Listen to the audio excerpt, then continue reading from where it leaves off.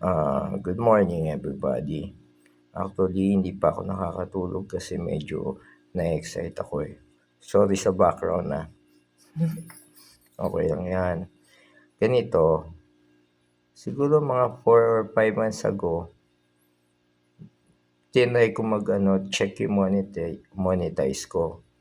And then, ang naka-open sa akin for monetization is yung stars.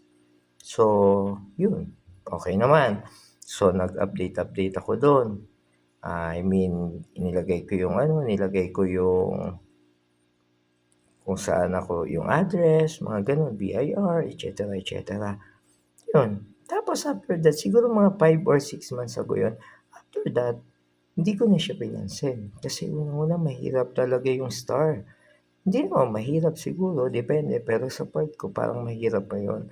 And at the same time, hindi naman talaga ako vlogger. So actually, this is my first time na gumawa ako ng video. And then after that, meron akong post na nag-trending last week. This week lang.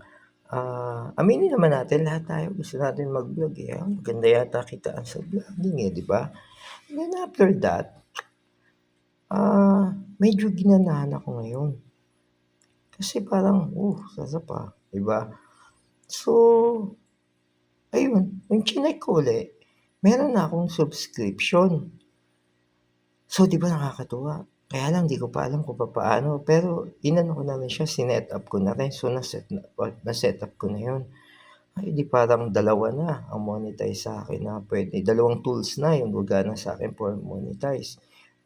And then after that, ngayon lang, siguro mga 1 and a half hour ago, 3 na siya ngayon. Pero hindi ko pa nasa-set up. Kasi parang, hindi ko alam, parang nakasulat na doon per set up na, pero hindi ko pa siya ma-set up. Siguro hindi pa kasi siya ganun ka-updated kay Facebook. Pero ngayon, 3 na yung tools ko. Meron na akong add-on stream. Kaya nakakatuwa.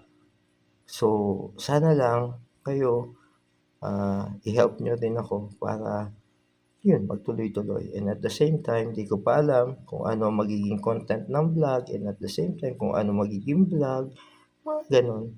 Maraming salamat sa inyo. Hopefully, magkita-kita tayo, and hopefully, kumita tayo. Ako lang pala. Ano kayo siniswerte? So, maraming salamat. Hindi vlogger, pero magta-try maging vlogger. Salamat. Ciao!